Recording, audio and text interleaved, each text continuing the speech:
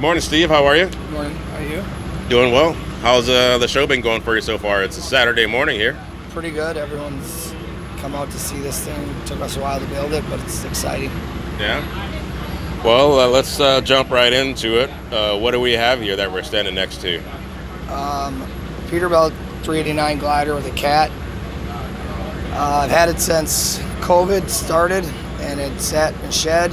We just started working on it about 3 months ago after I got all the parts, and I finally got her down here for its first run down out of Wisconsin. Yeah. So what you're saying, you guys put together trucks in 3 months? Is that what you're saying? If I have all the parts, yes. That's cool. Who does the work for you? I got my own garage now called Top Fuel Garage in Kewaskum, Wisconsin, my business partner. And we started building trucks, and he does custom hot rods all over the country. So I'm like, these are big hot rods, so let's do this. And it's like our 4th or 5th one right now. So yeah, all of your stuff over the last couple of years. I think 2 years ago, once you met Ralphie, and then I thought that truck was phenomenal, and I think there was maybe one or two I thought was in the fleet. He's like, no, we got a bunch more, and he showed me some photos, and I was just like dumbfounded, because I'm like, I felt like I'd been living under a truck show rock for years, and I'd never, seen you guys' stuff until then. So I've always been impressed. Thank you very much. So let's go back into time, into history, and tell us about how you got started with auto hauling or trucking in general. I went to school for diesel mechanic, and then I worked at a tire shop part-time and started doing front-end alignments, kingpins, and all that. And a guy came in, had to be like a 96 Kenworth T600, just pile. And he goes, oh, you get paid by the car. Well, the harder you work, the more you make. That's how I've always done it. So I started helping him at the auction, making money, and then the auction, Fond du Lac, Wisconsin, hired me. And I worked there for like 2 years, and then I went to Greater Milwaukee Auto Auction in Milwaukee and ran their transportation department. And then I started a business with a new car store with like 25 dealerships. And we started out with just one truck, and it just started growing and growing. And then 5 years in, I bought them out, and it just started growing. And we had some DEF trucks, and I got rid of them, and I just went on a glider buying spree. And it's just been uphill since then. Everyone likes them. The dealers love them. They're all over my dealership's websites and stuff. I mean, it's been a ride. Well, that's awesome. It sounds like that's a great elevator, story. You gave us like the snapshot. It seems like there's a lot of other, triumphs and maybe some hurdles to get through. But that's a great snapshot on how you guys, or how you and the company went from a one truck, or even working for, an employee. It seems like you got to see the inside of the auto business and the auction business, and the need to transport those cars out of there. So let's go back to that. Tell me about that real quick. What did you learn in that phase of your career? In the auction, I learned don't lie to the dealers. If there's a problem, be honest with them. And if a guy can't make it to work, and in the end, I got to go do the load. And I've always done that. And if you keep them funneled and not have issues, they'll be loyal. And I've got dealers that I've had since I used to work at the auction 10, 12 years ago, and they're still my customers now. And it's all about communication. And a lot of the guys we won't deliver to people that don't let us night drop, because we don't like sitting. I can't sit there. So if you we got a dealer that put a box up for us with our own code and everything, just so we can just keep bringing them trucks. I mean, it's a lot about communication and not being bullshitting them. I mean, that's where a lot of people go wrong. You tell them you'll get it there. Tell them you get it there a day later, get it there a day earlier. You look like a superhero. Yeah. And some people don't understand that. Just the truck excuses of your truck break. I mean, I'll unload a truck if something happens and put it on another truck to get it. Yeah. And that's gotten me to where I am right now. Yeah. sounds like that really does clear a path, and that's helped you, build a reputation. So that's great. So now let's talk about when it came to going from one truck to the others. If someone wants to say, hey, I want to grow kind of like Steve, I want to get in that, at least head me in that direction to start growing like Steve grows. What can you tell them to do? Well, my first truck was a 98 Pete 379, and I had about a 04 trailer, not a 9 car, it's a 6 car, and it was the first truck I'd ever drove when I worked at the auction, so I bought it just because it was, I knew about it. I had it for like 4 months. Motor blew up going down Chattanooga, Mount Eagle Hill, and I learned you always got to save in the beginning. You can't get the fanciest truck. I mean, I bought pipes, I bought all the fenders, stuff you didn't need in the beginning, and if you just wait and give it time, it'll all come. If you go like this, it's hard to make a payment like that if you don't have the dealers and that. You can't live off load boards. You have to have customers. And load boards can get you somewhere, but they can't keep your family fed. So that's a good point, because a lot of times you need to factor in the next load. You need to factor in what the loads will be like 2 weeks from now or a month from now. Those customers will probably give you that comfort, peace of mind at least, to be able to do that. Whereas a load board, you got to constantly be looking and hoping that you're going to find something decent. Yeah, like having my customers made our COVID went, like, we got busier. At night, I didn't haul new cars, so I didn't have to deal with everyone's shutdown, and all my dealers were just buying cars more than pre-COVID. So like, we got busier since then. So having that network of guys that only call me helped us get bigger. That's cool. Well, that's great to see. Nobody liked that era. That's probably one of the worst eras ever that I've ever experienced. But it's great to see that it has benefited, companies and yourself. Yeah, it did, except for he couldn't find anywhere to get something to eat, the guys complained about. But other than that, it worked pretty good. Yeah, so what was their solution? Plug-in lunchbox. Right on, yeah. The will, there's a way.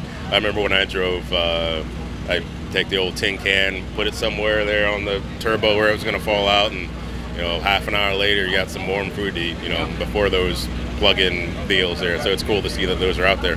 All right, so let's talk about some of the custom stuff on this truck. We're right here in front of the engine bay, so tell us about what's been done here to the engine. So about 6 months ago, I took my other glider, my day cab, out to Dynaflex because I got a short hood. This pipe system's different. So I left my truck out there, and that's the first truck with a short hood 389 intake for a cat. Then once they made it and all that, I ordered this one. So there's a second truck that actually has a direct Dynaflex part numbers, everything. Okay. We put a Borg-Warner turbo on it, painted the engine. The manifold is ceramic coated. Painted the radiator. Everything's painted. And then we started our own air ride. So I got my own no welded bottom piece plate air ride for a car hauler. Okay. So we're gonna start doing it for other trucks too. So it's a 2-bag setup. Doesn't wobble, doesn't lean. This little camera's aimed down toward that airbag, so kind of walk us through what we're looking at down the there. Axle is a car hauler axle, so it sits lower. This bag goes over it, and it lifts up to 110 psi. You gain it's like 8 to 10 inches on the ground up. It rides like a Cadillac. I mean, I put a 2500, 3500 over the hood, and you can't even feel it. It's just smooth. So what does that smaller secondary bag do? It stops the rock, like the sway. Is that one controllable, or you can set the pressure? So they're together. Oh, okay. So they're if I can put it up and down if you want. Okay, yeah, sure.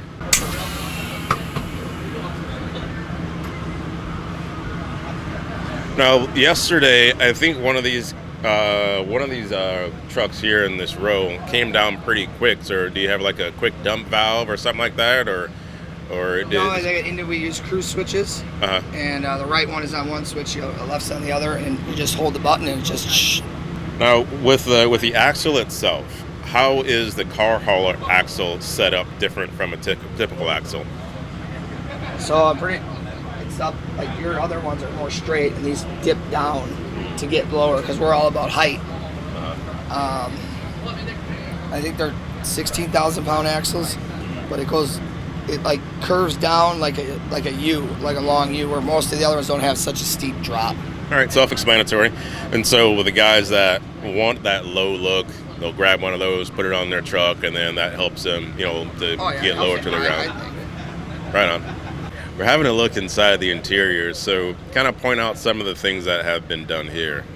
We took off all the vinyl and sanded it down and built up primer, made it all smooth, so instead of it having that vinyl wrap on it, take that off, and then we painted everything. And then Rockwood supplied me from Ancam their wood door, like wood panel, and then you got a router in like those plastic Christmas trees. Yep. Push them in, and I had it dipped, hydro dipped wood, and then airbrushed the woman on the door panels. That's nice. I like that look.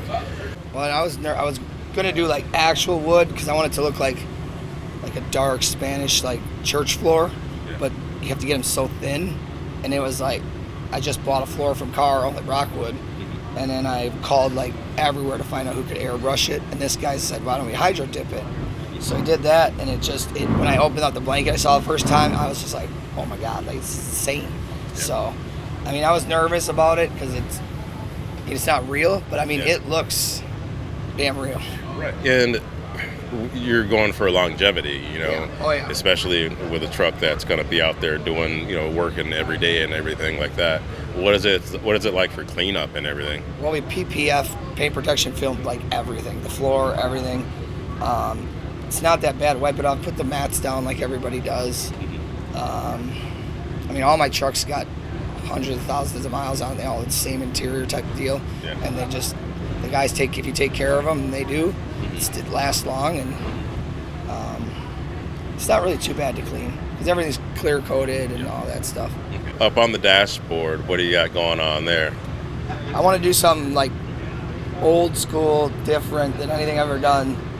So I ordered this 359 dash from Ancam, and it took a while to come, but once I got the thing in the truck and all that, and started putting together, it just brought the old school theme back, and I was able to add more switches, lights, everything. It's more enjoyable to drive because it's so different. Like, it's taken me a little bit to get used to because everything's not where you're used to. Yeah. But I mean, I think it's one of the coolest dashes I've ever done in any of my trucks. Yeah. We did the twin stick that Shift Products makes, I believe it's called, and chromed a lot of stuff. I had the pedals with the name in it. I put a sound system in it. It's got a suede headliner. We added like lights underneath so it all pops. Did the seats. I mean, it's probably my favorite truck I've built right now. I mean, it's just the people come up, it's like, and it's every time, even when I open the door, I'm just like, holy moly, it's wild. And then it's the first one I've ever done a sleeper in. I started ripping it apart, and I sat in the back, and I'm like, I'm this far. Like, I just got to do it. So the sleeper matches the back or the front. Okay. So, out of everything that you just described, what is your favorite part of this truck? Probably the wood dash and the wood aspect of it. I was so nervous it wasn't going to look good, and people were like telling me I'm dumb, it's going to look stupid, but like when it flows so well with the theme, and it's probably the wood. With the trucks that you have, I enjoy seeing how different they are. The theme, the colors, it's almost like an assorted candy jar, right? Everything's so different, but it's all good. Sometimes you might have that one piece of candy that nope, I don't like that one. I don't like that color. But everything's super awesome. So what's your trick for building great looking trucks? And what do you take your inspiration from? Well, like my first set of trucks were all deaf. I went like this Transformer Decepticon theme, and then I went to Bike Week and I saw all the like pinup girls and all that, and then I just started over time thinking of like with the colors, what the combo to go with, and then like this truck name I've had since 2019, and just like it just built and changed. The graphic on the back's probably changed 10 times. My mom was an art teacher, so it's probably part of the help, but like There we go. yeah, I mean her color. I couldn't draw her color, but like I get the whole color thing, and red's her favorite color, and I sent it to her. She's like, it's the most beautiful truck you have. I'm like, thanks. So does she critique your trucks and the things that you put together? Not so much, but just when she's like, you know, I love red. I'm like, yep. And she's like this. It's crazy. That's cool. What do you think of the show so far? It's only Saturday, but how's it been going for you? It's been going good. I'm glad there's a lot of people here. It's organized really good this year. It's a lot of Wisconsin trucks here. But I mean, the kids come out. It's good for them. It's good for us. It's exposure. You see a lot of internet people. I mean, I see you all the time, but it's just like, I like doing these, and it brings more community people in, and it helps me get more snowbirds for hauling cars, and it works, you know, and all my guys get together, so it's fun. Very cool. So you said get more snowbirds for hauling cars. So this area, we got the villages and all this kind of stuff. So are you saying that some folks will come to the show, inquire about your services, and they're just spectators, and then you end up potentially getting some business that way? Yeah, I do that. We do that too, and then I'm in Facebook groups and like subdivisions, and they add us, and it's gotten a lot of word of mouth. Is I really don't advertise, so now snowbirds will like tell their friends, and then their friends tell friends. Yesterday, I think 3 people came up, and they're like, "We need you to haul our cars to Minneapolis." I'm like, "Okay." That's awesome. Well, congratulations. Another thing, sorry, I'm kind of squirreling out. I said last question, but let's go back a couple of years. A lot of the people are familiar with Cletus McFarland and things like that and what's happened.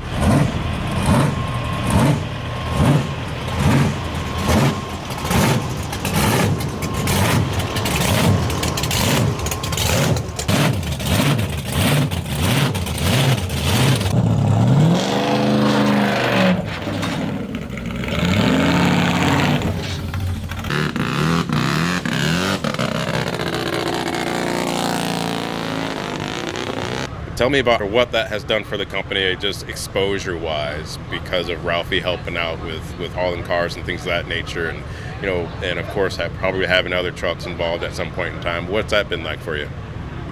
Next level. Like, I mean, I had nice trucks and all that, but when you see a guy that's got 4 million followers and he gets in your truck and he like looks like a kid at the candy store.